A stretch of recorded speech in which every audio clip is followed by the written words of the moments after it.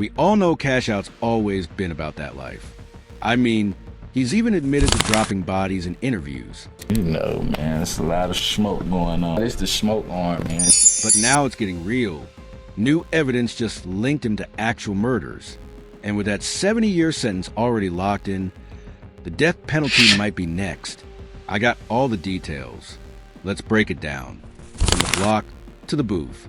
Hey, listen up, cuz before we get into how Cash Out popping people on camera, we gotta understand how this whole nightmare started brewing. See, this story ain't just about some rapper going bad. This is about how the streets can follow you even when you think you made it out.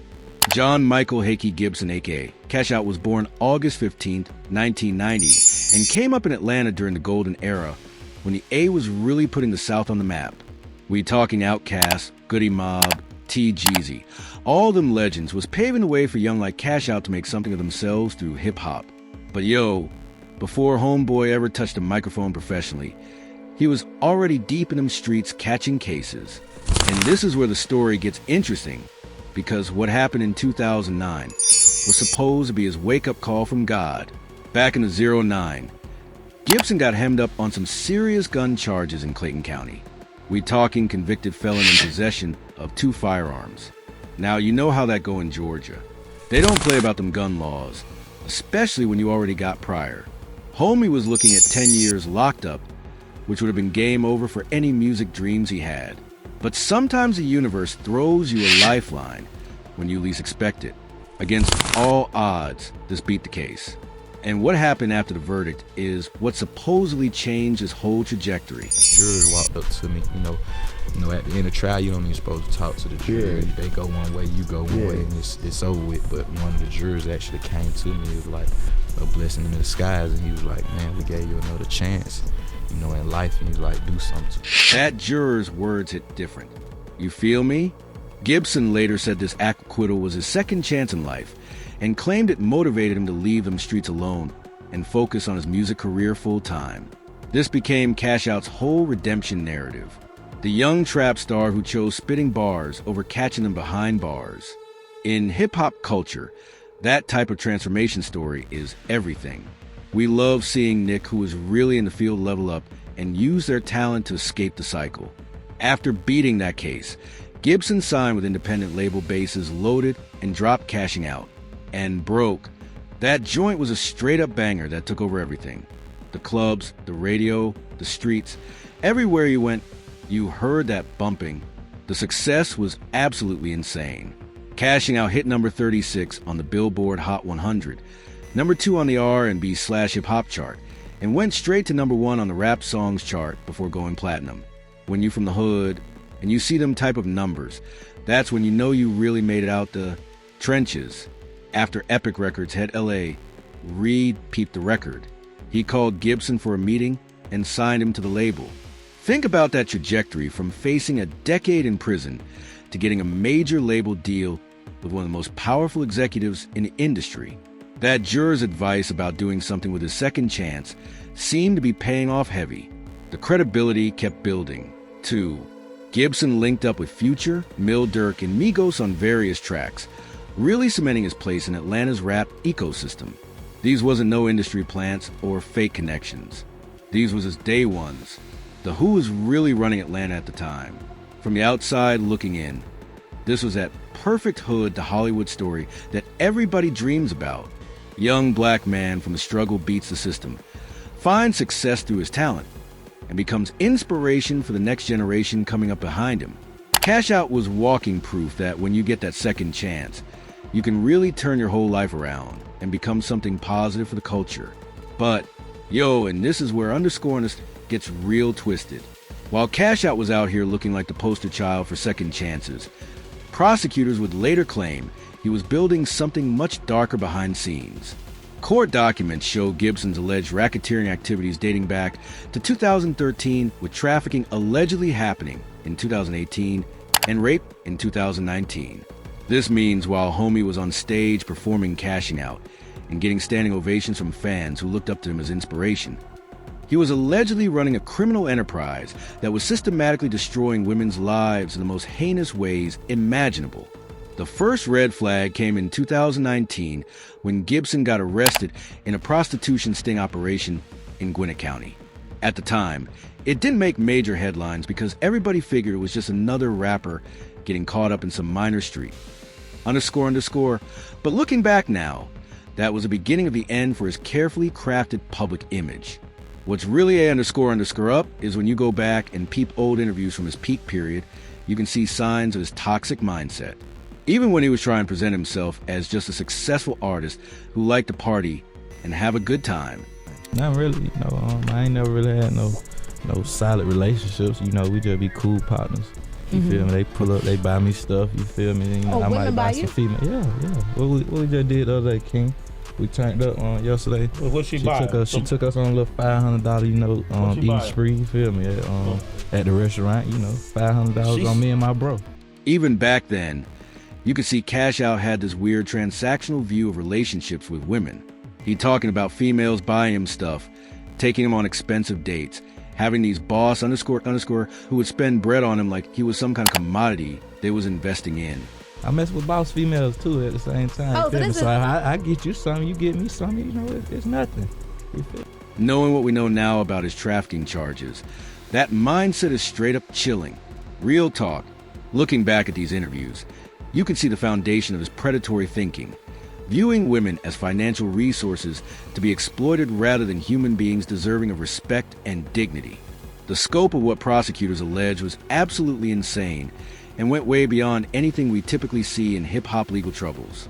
They claim Gibson used his record label, Pyre's Music Group LLC, as a front to lure women into prostitution, basically turning everything hip-hop represents, creativity, uplift, community building, into a tool for exploitation and abuse. The operation allegedly ran for at least 7 years, which shows this wasn't no impulsive streak, __ or some random bad decisions. This was a calculated, organized criminal enterprise with systems and procedures designed to avoid getting caught, while maximizing the exploitation of vulnerable women. But what made this case especially shocking was that it wasn't just Cash Out operating solo. This was allegedly a whole family business that turned keeping in the family into something absolutely demonic. His own blood, his mama and his cousin, would eventually get indicted right alongside him, showing that the people who should have been his moral compass were allegedly helping him destroy lives. On April 13, 2022, Fulton County DA Phony Willis hit Gibson with a 41-count RICO indictment alongside 5 co-defendants, including his mother, Linda Smith, and cousin Tyrone Taylor. The charges were absolutely devastating. RICO violations, rape, aggravated sodomy, sex trafficking, and a whole laundry list of other serious felonies that could put you under the jail forever. The indictment painted a picture of a criminal enterprise that weaponized every aspect of Gibson's success. His celebrity status, his social media reach, his business connections, his industry relationships to systematically prey on vulnerable women who thought they was about to get an opportunity in the music business. Here's what's especially twisted about how this operation allegedly worked. Gibson would target women through social media, promising them financial opportunities and status within his music business, only to force them into prostitution through threats, violence, and financial manipulation. Think about the level of evil that takes. These women thought they was about to get put on, maybe work with a successful rapper, maybe change their whole life situation for the better. Instead, they was being set up for sexual exploitation and trafficking by someone they probably looked up to and respected. That psychological warfare designed to break down someone's ability to fight back or escape. But we're just getting started with this story because when this case finally went to trial in 2025, the evidence that came out was so disturbing and comprehensive that it changed how we think about predators hiding in plain sight in the music industry, using their success as camouflage for the most heinous crimes imaginable. The trial from hell when the truth finally came to light. Jury selection started June 3rd, 2025 at Fulton County Superior Court, with Judge Melanie Leverage presiding. And from jump, everybody knew this trial was about to be different from anything we'd seen before. The media was camped outside heavy. The courthouse was packed with reporters, legal observers, and people from the community. And you could feel the heavy energy in the air that comes when some really dark __ is about to be exposed. This wasn't just about Cash Out getting his day in court. This was about exposing a whole network that prosecutors said had been terrorizing women for damn near a decade while hiding behind the glamour and success of the Atlanta music scene. Deputy DA Ernal Winfrey came out swinging hard, describing Gibson as a ringleader of a 7-year reign of terror. When prosecutors use language like reign of terror, they ain't being dramatic for the cameras or trying to make headlines. They're talking about systematic, calculated evil that destroyed lives. Over years, while operating right under everyone's noses, Gibson was facing 13 counts total: rape, aggravated sodomy, human trafficking, RICO violations. Basically, every charge that could put you under the jail forever. But the numbers don't tell the real story of what this case was about. What the prosecution was arguing was that Cash Out had turned his whole music empire into a human trafficking operation disguised as a legitimate entertainment business. The prosecution built their case around showing how Gibson allegedly used every single tool that made him successful in the music industry. His charisma that got him record deals, his industry connections that opened doors, his social media influence that reached thousands of followers to systematically prey on vulnerable women who trusted him because of his celebrity status. Evidence included victim testimonies describing how they were lured through Gibson's celebrity status and social media promised opportunities in his music business only to face coercion, violence, and forced prostitution. These women thought they was about to get their big break in the entertainment industry. Maybe work with successful artists, maybe change their whole life trajectory. Instead, they was walking into a nightmare that would traumatize them for life. The digital evidence was absolutely damning and painted a complete picture of how this operation functioned on a day-to-day basis. Text messages from 8 different cell phones were central to the prosecution, showing a 7-year pattern of sex trafficking and related crimes. These messages wasn't just random conversations between friends. There was detailed instructions, financial arrangements, and evidence of the systematic control Gibson allegedly exercised over his victims. Some of the messages prosecutors presented were straight up disturbing and showed the level of psychological manipulation involved. Examples included texts allegedly from Cash Out saying, "Need you talk like a white girl, and when you come back up, put them heels on," showing his control over victims' behavior and appearance. These messages demonstrated how Gibson allegedly controlled every aspect of his victims' lives, from how they spoke to how they dressed to how they presented themselves to clients. But the most powerful and heartbreaking evidence came straight from the survivors themselves when they took the stand to tell their stories. Multiple women testified that they worked as prostitutes for Gibson with him or his mother, collecting their earnings. Some reported being forced into prostitution after being raped by Gibson or Taylor, with one witness saying she was only given food if she performed sexual acts for money. Let that sink in for a minute. Withholding basic necessities like food unless victims generated money through sexual exploitation. That's some next-level demonic, __, that goes beyond criminal behavior into pure evil designed to break someone's spirit and make them completely dependent on their abuser for survival. One victim testified that Gibson told her to deposit earnings into kitchen drawers, while another said she was instructed to leave his name out if she ever reported attacks to police. That second part shows the level of criminal sophistication we're dealing with. Gibson was allegedly coaching victims on how to protect him during police interactions, showing he knew exactly what he was doing was illegal and was planning for the possibility of getting caught. The prosecution brought in expert testimony to help the jury understand the psychology behind trafficking operations and why victims often can't just leave these situations. A forensic interviewer specializing in sex trafficking testified about the impact on victims, especially minors, explaining how Gibson's operation exploited vulnerabilities. Having an expert break down how trafficking operations worked helped the jury see this wasn't just prostitution. This was systematic psychological and physical abuse designed to break victims down completely. What made this case even more twisted and disturbing was the family aspect that turned blood loyalty into something sick and perverted. Gibson's mother, Linda Smith, Mama Cash Out, and cousin Tyrone Taylor were central figures in the operation. When your own mama is allegedly helping you traffic women, and your cousin is allegedly participating in rapes, that's some deeply sick family dynamics that go beyond just criminal behavior into generational trauma and moral corruption.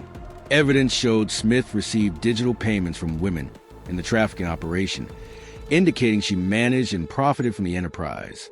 So, Mama Cash wasn't just turning a blind eye to what her son was doing. She was actively involved in the money flow from trafficking, making her a full participant in the exploitation of these women. The prosecution also presented evidence of witness intimidation that showed the criminal mindset continued even after arrests were made, demonstrating a complete lack of remorse or accountability. Prosecutors showed Smith conspired with her son to intimidate a key witness who was cooperating with the case. Jailhouse phone calls played in court revealed Gibson instructing Smith to locate the witness to prevent testimony. That witness intimidation charge is particularly serious because it shows that instead of taking accountability after getting arrested or showing any remorse for the harm caused, Gibson was still trying to manipulate the system and silence his victims. That demonstrates zero conscience, zero empathy, and a mindset focused entirely on self-preservation rather than acknowledging the damage done to real human beings. Now, Cash Out's defense team, led by attorney Kirk Matthews, tried their best to fight back against what seemed like overwhelming evidence. Matthews argued the prosecution overcharged by presenting conflicting counts of the same incidents and questioned cooperating co-defendants' credibility. This is standard defense strategy when you're facing a mountain of evidence. Attack witness credibility and claim prosecutors are stacking charges to make the case look worse than it really is. The defense highlighted inconsistencies in accuser testimonies, claiming some voluntarily reconnected with Gibson, and witnesses were coerced into testifying. Another typical defense move, when you can't really deny the events happened, argue they happened differently than the prosecution claims. Maybe consensually, maybe without the level of coercion described in the charges. Matthews also questioned co-defendants who received plea deals and criticized the prosecution's expert witnesses. The defense was basically arguing that people with plea deals have strong incentive to lie or exaggerate their testimony to get lighter sentences, so their credibility should be questioned. But the wildest and most controversial part of the defense came from Gibson himself throughout the trial and during sentencing.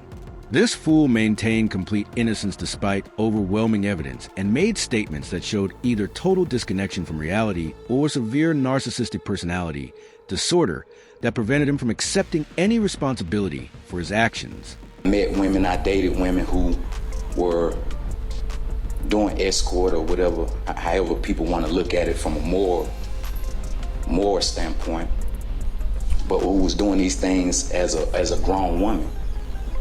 I've only dealt with grown women. Nothing was forced, nothing was coerced or anything of that nature. Even when Gibson tried to present a side of the story, he basically admitted to dealing with sex workers while trying to frame everything as consensual adult transactions. The problem is the evidence showed systematic coercion, violence, and exploitation that went far beyond consensual adult activities. The systematic nature of the alleged operation became crystal clear through the mountain of evidence presented during the trial. The enterprise operated in established locations like a hotel near Fulton Industrial Boulevard and a residence in Atlanta's Carroll Heights neighborhood. These wasn't random spots chosen on the fly. There was established locations for conducting business, showing careful planning and organization that went way beyond spontaneous criminal activity. Cell phone records and financial documents demonstrated Gibson's alleged control over victims' finances and his use of fear and manipulation for maintaining that control. Modern criminals leave digital footprints everywhere they go, and electronic records don't lie, forget details, or have selective memory like human witnesses sometimes might. As the trial progressed through June into July 2025, it became obvious this case was about much more than one rapper's alleged crimes, or even one family's criminal enterprise. This was exposing how predators can use fame, success, and legitimate businesses as perfect covers for horrific activities operating right under society's nose, while everyone celebrates their public success. The RICO charges showed prosecutors saw this as sophisticated organized crime, not just individual bad acts or poor decisions, but a coordinated criminal enterprise that deserved the harshest punishment possible under the law. The evidence was so overwhelming and the testimony so compelling that jury members later admitted being deeply affected by what they heard during those 7 weeks of trial. One juror said the decision wasn't taken lightly, expressing sorrow for both victims and defendants. "I'm so sad. I'm sad for the victims, and I'm sad for the defendants, too." But another juror made it crystal clear that despite any sympathy they might have felt, the evidence left absolutely no room for doubt about what had happened. The state's evidence was so compelling, and they had so much of it, there was no swaying. We were very careful. We went count by count. On July 18, 2025, after careful deliberations, the jury reached their verdict. 7 weeks of disturbing testimony, hundreds of pieces of evidence, and dozens of witnesses had led to this critical moment. The verdict would not only determine Gibson's fate, but would send a powerful message about how society responds to the systematic exploitation of vulnerable women, especially when that exploitation is hidden behind the glamour and success of the entertainment industry. When it was Gibson's turn to address the court before sentencing, what this fool said might go down as some of the most tone-deaf, delusional, and narcissistic underscore ever heard in a criminal sentencing hearing. I feel like, and somebody asked me this the other day. It was like, every time I see your head high and you always smiling, because when you have that confidence, it takes me back to the Bible. When you have that confidence and you know you can be falsely accused of things, Jesus was falsely accused a lot of them. His mother, Linda Smith, took a completely different approach that at least showed some semblance of humanity and acknowledgement of the suffering her actions contributed to. For the victims, and I pray for them and will continue to pray, because God says, if you love me, you love others. And when I pray wholeheartedly. When that jury foreman stood up to read the verdict, everybody in that packed courtroom knew they was about to hear something that would change lives forever and possibly reshape how we think about accountability in the music industry. Unfortunately, Cash Out is not the first rapper who got away with so many illegal things for so long, and he is not going to be the last. The pattern exposed. 7 other rappers caught in similar scandals. Let's start with the obvious one. R. Kelly, who basically wrote the playbook that like Cash Out been following. Kelly got sentenced to 30 years in federal prison in 2022 for racketeering and sex trafficking charges after decades of allegations that the industry and fans chose to ignore. The parallels to Cash Out are chilling. Kelly used his celebrity status, his recording studio, and promises of music career opportunities to lure young women and underage girls into exploitive situations. He had a whole network of enablers, managers, security, even family members who helped maintain his operation. Just like Gibson's family business, the difference is Kelly operated for over 20 years before finally facing consequences. His case showed how fame, money, and industry connections can protect predators for decades, while victims suffer in silence. Tory Lanez got sentenced to 10 years in prison in 2023 for shooting Megan Thee Stallion. But the case revealed a pattern of controlling abusive behavior toward women that goes way deeper than just that one incident. The trial testimony showed Lanez had a history of trying to control women's careers, using violence and intimidation to maintain power over them, and leveraging his industry position to manipulate situations.